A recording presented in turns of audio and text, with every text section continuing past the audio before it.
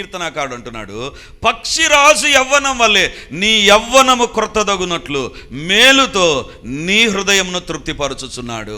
మేలుతో నీ హృదయమును తృప్తిపరచుచున్నాడు అంటే ఒక మేలు నీ జీవితంలోకి రాకముందు ఒక మేలైన రెక్కలు, మేలైనటువంటి ముక్కు, మేలైనటువంటి గోళ్ళు, మేలైనటువంటి ఆకారం యవ్వనంగా తిరిగి ఆ పక్షిరాజు కనబడక ముందు అది ఏ రకంగా ఉంటుందంటే చాలా కోల్పోయినదిగా ఉంటుంది. ఒకవేళ ఈరోజు నీ జీవితం కూడా అదే రకంగా ఉందేమో, యు ఆర్ బికమింగ్ వీక్, చాలా వీక్ అయిపోతున్నావేమో, చాలా కుటుంబ పరిస్థితులు, చాలా పరిస్థితులు మారిపోతున్నాయేమో, నీ శరీరమైనా, నీ పరిస్థితులైనా, నీ కుటుంబ పరిస్థితులైనా, నీ ఉద్యోగ వ్యాపారాలైనా యు ఆర్ కమింగ్ డౌన్. ఒకవేళ కిందికి వస్తున్నావేమో, ఎగరలేక పక్షిరాజు ఒక మూలను కూర్చున్నట్టుగా నీవు కూడా ఒంటరిగా గడిపేటువంటి ఒక వ్యక్తిగా ఉన్నట్లయితే ఈరోజు నా దేవుడు నీకు ఇచ్చే వాగ్దానం ఏంటి తెలుసా?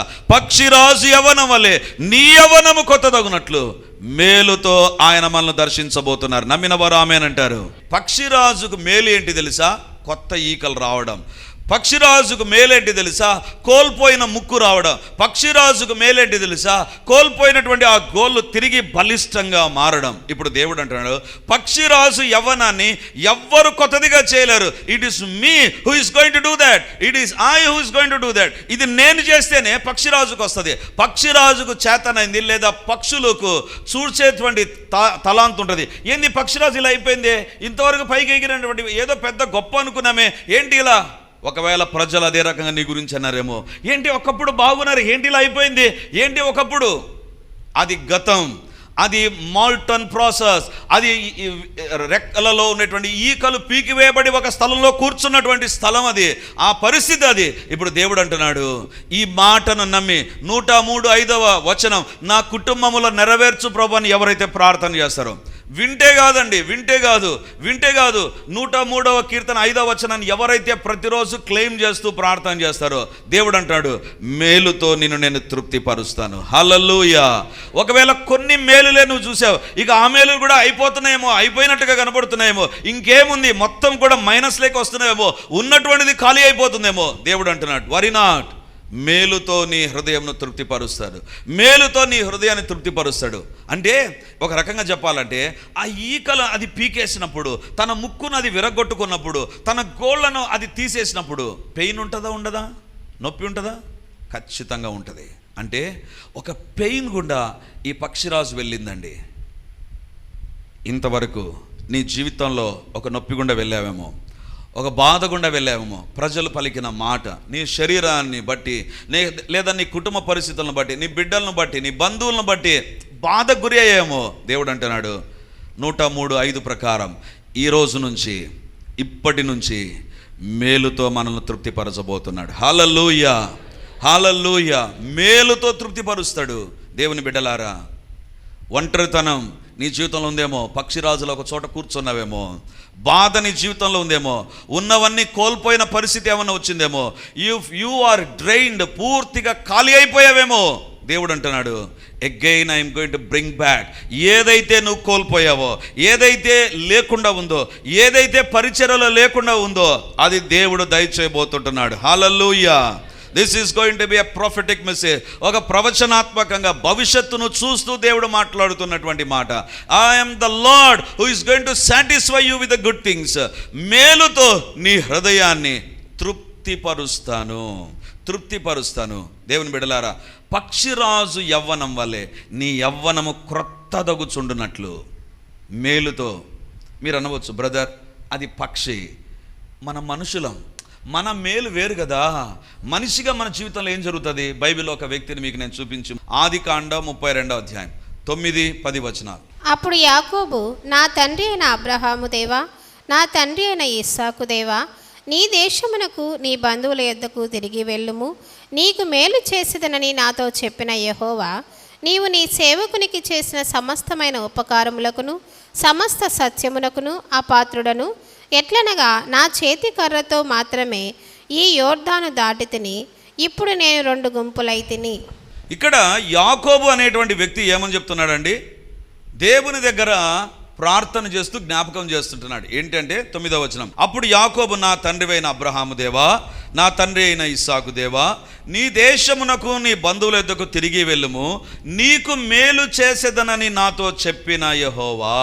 అబ్రహాము ఇస్సాకు దేవుడు అని నాకు చెప్పావు ప్రభువా, యాకోబుగా నా జీవితంలో నువ్వు నాకు మేలు చేస్తానన్నావు, నీ మాట ప్రకారం నాకు మేలు చేశావు అని 10వ వచనం అంటాడు.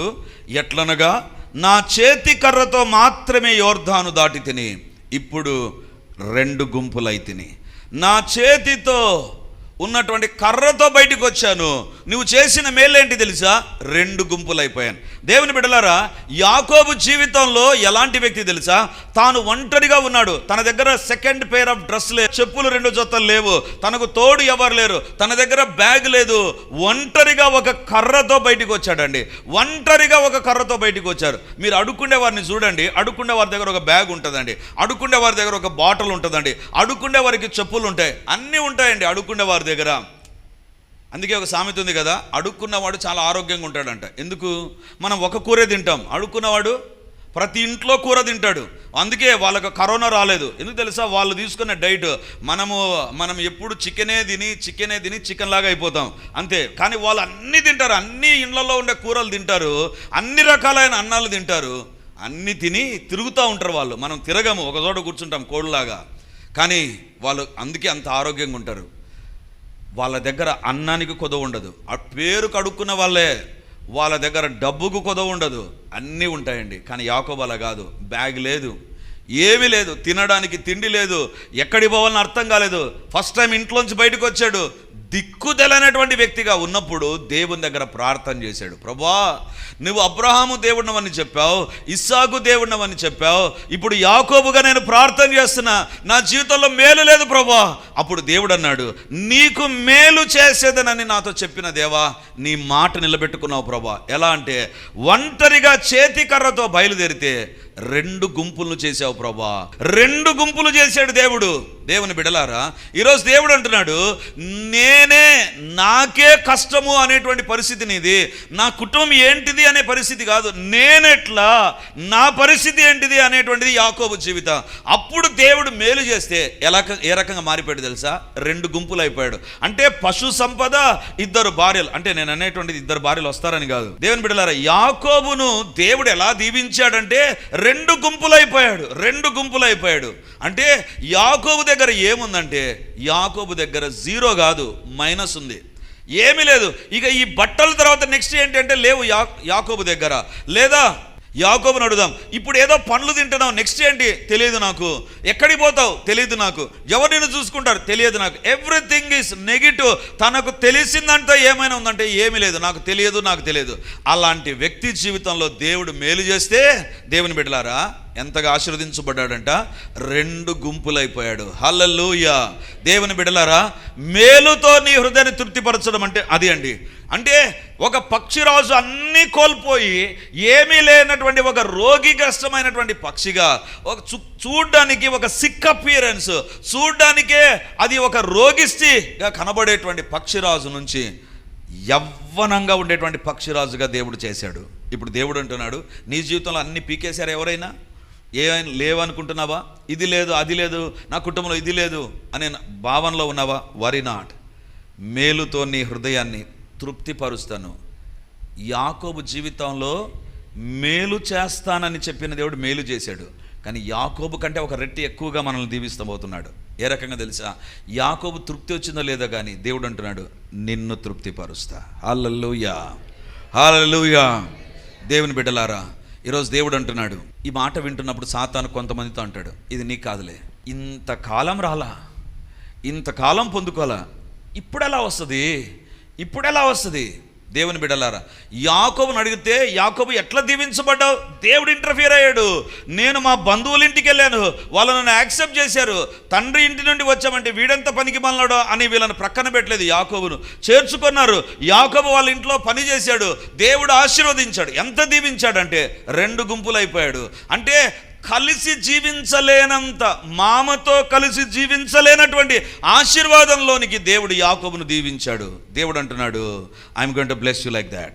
ఎవరైతే ఈ వాగ్దానాన్ని బట్టి ప్రార్థన చేస్తారో 103వ కీర్తన 5వ వచనం ప్రకారం మేలుతో నీ హృదయాన్ని తృప్తిపరుస్తాడు. 2 ఎగ్జాంపుల్స్ దేవుడు చెప్తున్నాడు. ఒకటి, పక్షిరాజు చూడండి, ఎవ్రీథింగ్ ఈజ్ ఓవర్, అంతా అయిపోయినట్టుగా పక్షిరాజు కనపడుతుంది. అక్కడి నుంచి నేను ప్రారంభించాను. పక్షిరాజు అంటే 5వ సంవత్సరంలో ఆ పక్షిరాజు చూస్తే అయిపోయిందేమో అనిపిస్తుంది.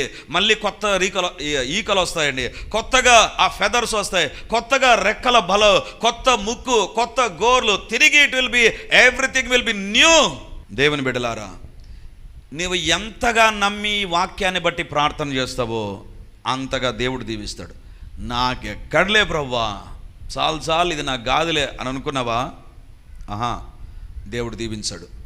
నమ్మినటువంటి వారి జీవితంలోనే దేవుడు కార్యాలు చేస్తాడు. నమ్ముట నీ వలనైతే, నమ్ముట నీ చేతనైతే నీ జీవితంలో దేవుడు కార్యాలు చేస్తాడు. దేవుని బిడ్డలారా, యాకోబును ఎలా దీవించాడు తెలుసా? యాకోబుతో దేవుడు నిబంధన చేశాడు. యాకోబును దీవించిన 4 విషయాలు చెప్తాను. యాకోబుకు నిబంధన చేశాడు, అగ్రిమెంట్లోనికి వచ్చాడు, కావనెంట్లోనికి వచ్చాడు. యాకోబు, నిన్ను నేను ఆశీర్వదిస్తా. యాకోబు ఎంతగా వాగ్దానం అంటే, ఎంతగా నిబంధన అంటే, ఇప్పటికి కూడా people are blessed through that covenant. యాకోబుతో దేవుడు చేసిన నిబంధనను బట్టి. దేవుని బిడ్డలారా, ఈరోజు మన నిబంధన ఏంటి తెలుసా? దేవుడు 103:5 వాగ్దానం. ఈ వాగ్దానమే నీతో దేవుడు చేసే నిబంధన. ఇఫ్ యు బిలీవ్ దట్, దేవుని యొక్క వాక్యం చెబుతుంది, ఆకాశం భూమైనా గతించిపోతుంది కానీ దేవుని వాక్యంలోని పొల్లైనా సున్నైనా తప్పిపోదు. ఇఫ్ యు బిలీవ్ దట్, దేవుడు అంటాడు, ఈ వాగ్దానం నీ జీవితంలో ఒక నిబంధనగా నేను స్థిరపరుస్తా. రెండవదిగా, యాకోబును తన పనిలో ఆశీర్వదించాడు దేవుడు. ఎంత ఆశీర్వదించాడంటే, బైబిల్లో మనం చూస్తే తన మామ ఇంటిలో లాబాన్ ఇంటిలో ఉంటే లాబాన్ అంటాడు, నీవు పని చేసుకొని, నువ్వు నాకు అల్లుడువైనా సరే, నువ్వు పని చేసుకొని నువ్వు పైకి రా, అంతే, నువ్వు పని చేసుకో. ఏ కండిషన్స్ లాబాను పెట్టాడో ఆ కండిషన్స్ ప్రకారం తనకు పశు సంపదను దేవుడు అనుగ్రహించాడు. మత్సలు కలిగింది రావాలన్నా వచ్చేసాయి, లేకపోతే చారలు కలిగి రావాలన్నా వచ్చేసాయి.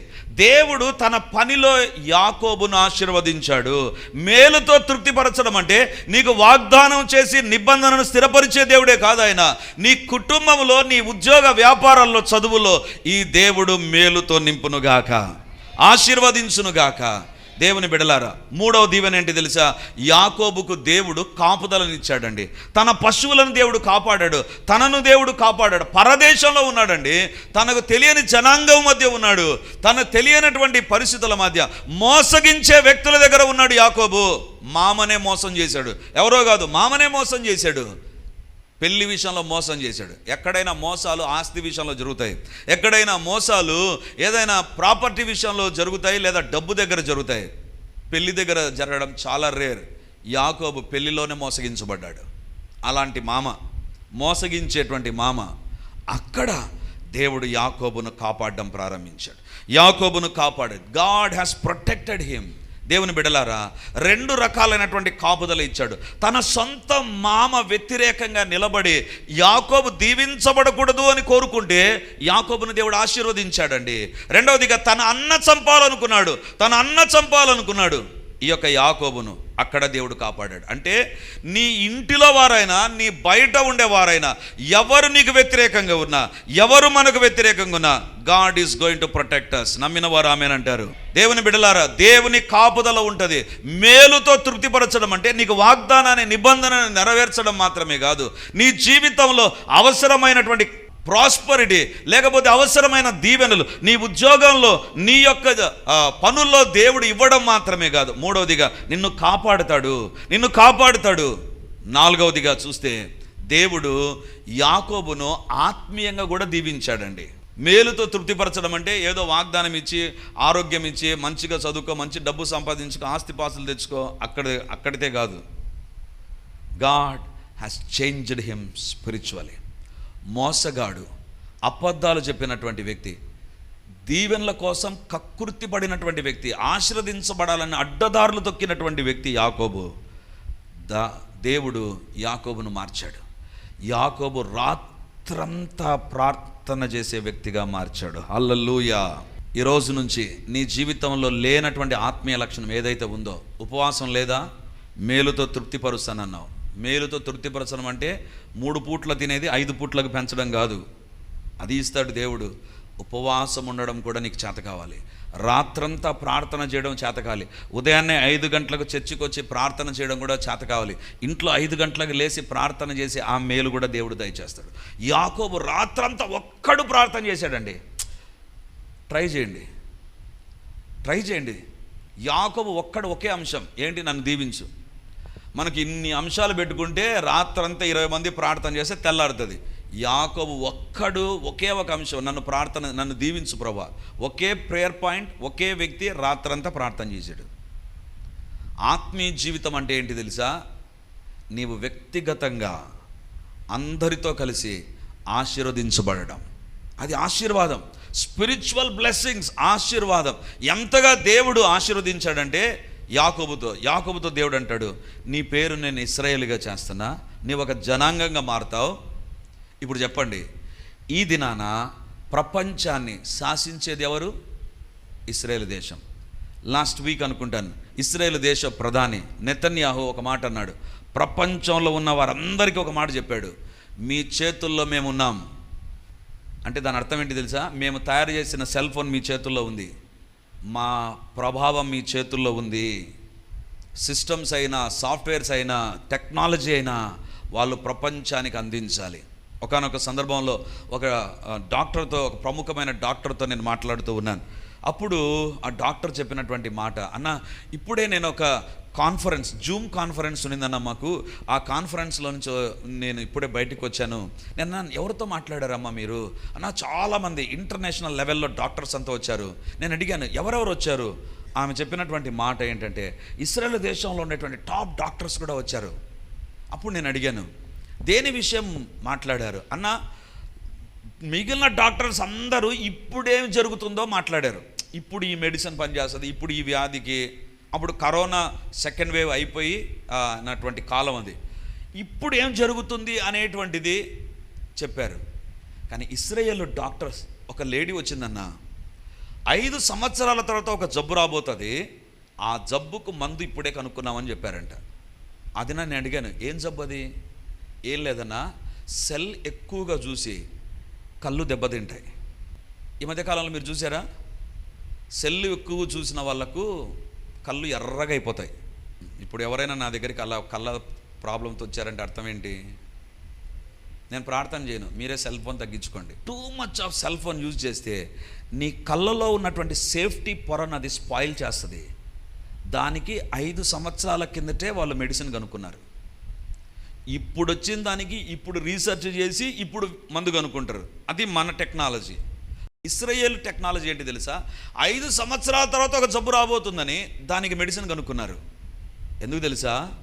దేవుడు అన్నాడు, యాకోబు నీకు మేలు చేస్తా.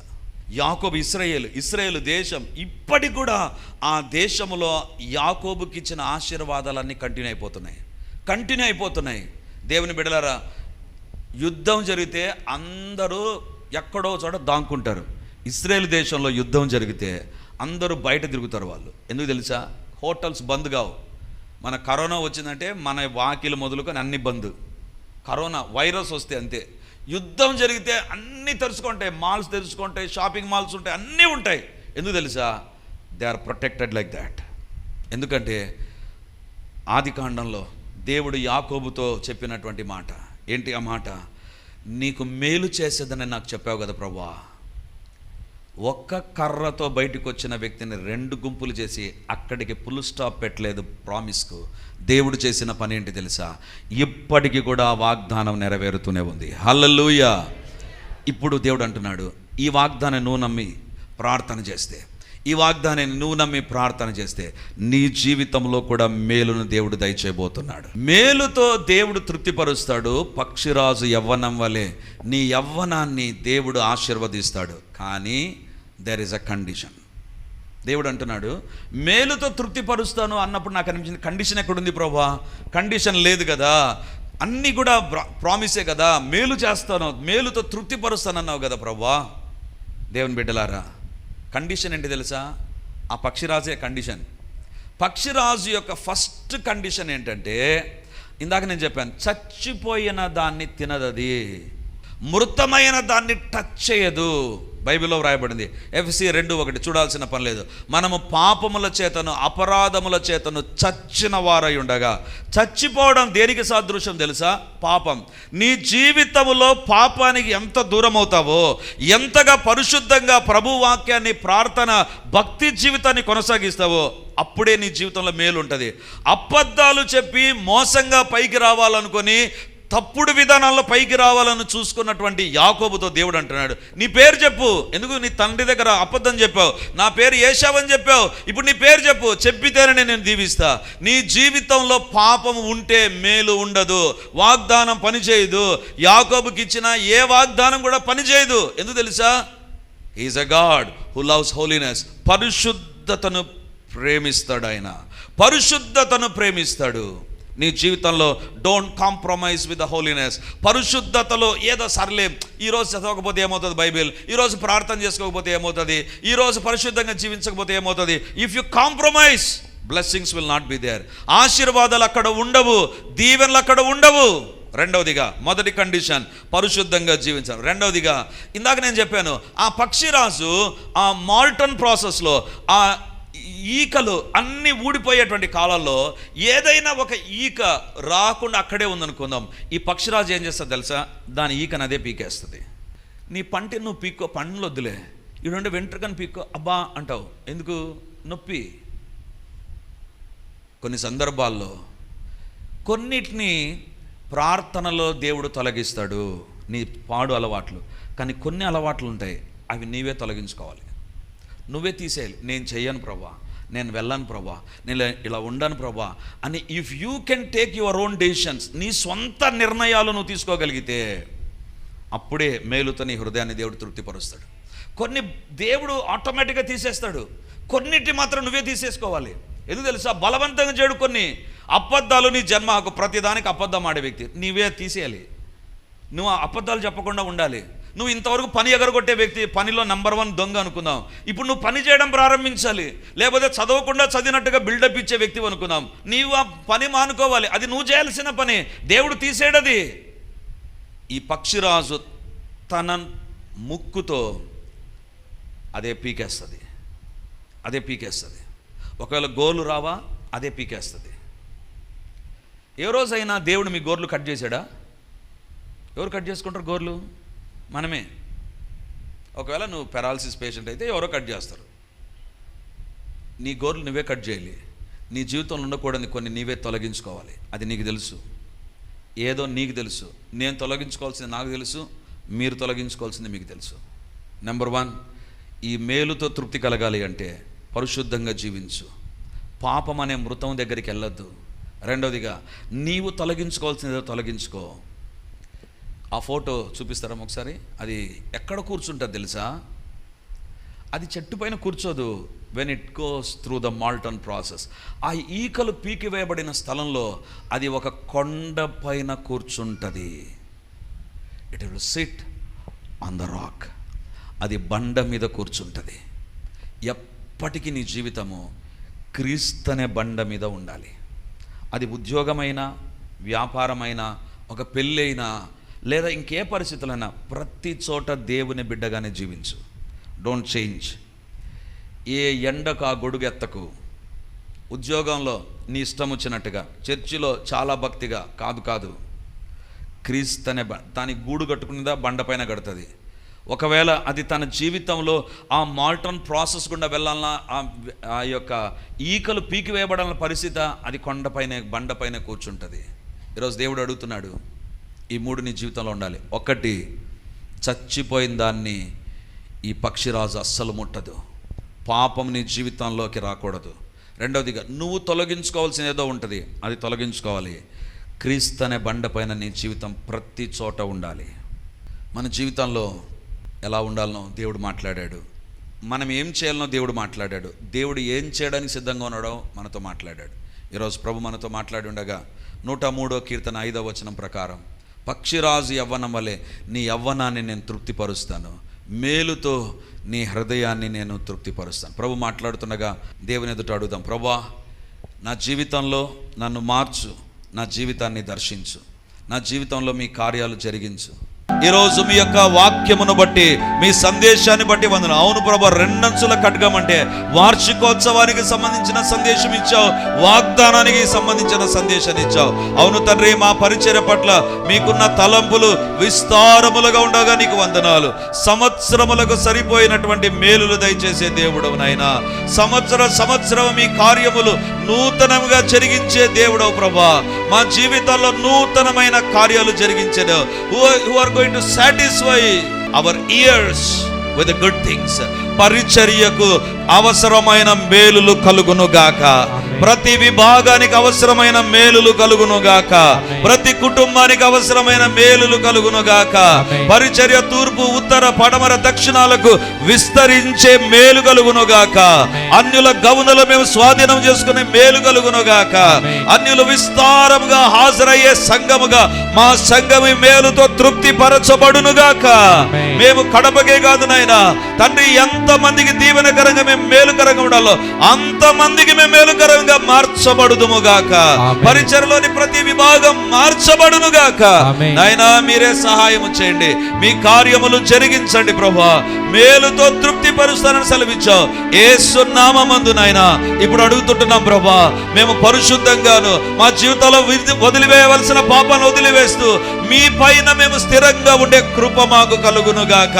ఇంకా ఎవరిలో ఏ పాపము, ఏ రహస్య జీవితము, ఏ అలవాట్లు, వదిలిపెట్టలేని పాప స్థితిగతులు ఉన్నాయో యేసయ్యా మీరే సహాయము చేయండి ప్రభా.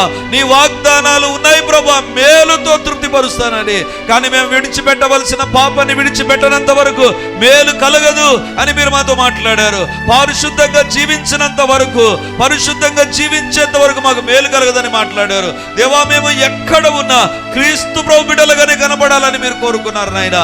దేవా, ఈ మూడు మా జీవితాల్లో ప్రతిరోజు ఉండును గాక. ప్రతిరోజు ఉండును గాక. మా కుటుంబ సభ్యులకు ఉండును గాక.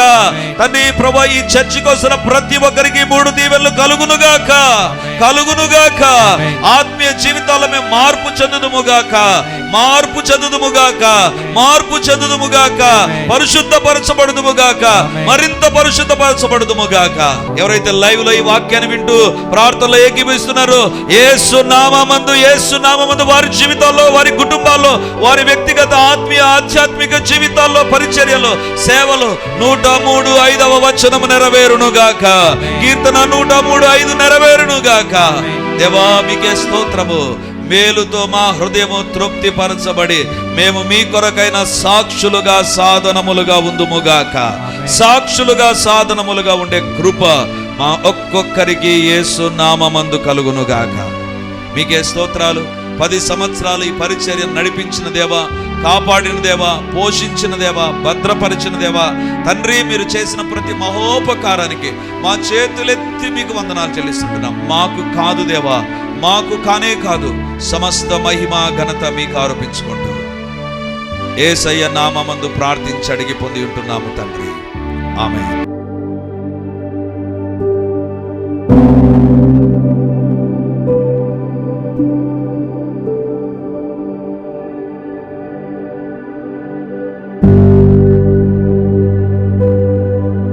Praise the lord. యేసుక్రీస్తు పరిశుద్ధ నామందు మీ ఒక్కొక్కరికి మా వందనాలు తెలియజేస్తుంటున్నాను. రిడీమర్ చర్చిలో మొదటి ఆరాధన 8 గంటలకు ప్రారంభమవుతుంది. రెండవ ఆరాధన 10 గంటలకు ప్రారంభమవుతుంది. మూడవ ఆరాధన సాయంత్రం 7 గంటలకు ఉంటుంది.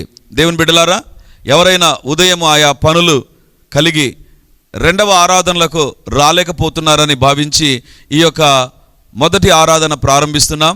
సో ఈ యొక్క అవకాశాన్ని సద్వినియోగం చేసుకొని దేవుని యొక్క సన్నిధికి వచ్చి దైవ దీవెనలు మీరు పొందాలని కోరుతున్నాం. మొదటి 2 ఆరాధనలు మాత్రమే ప్రభు బల్ల ఉంటుంది.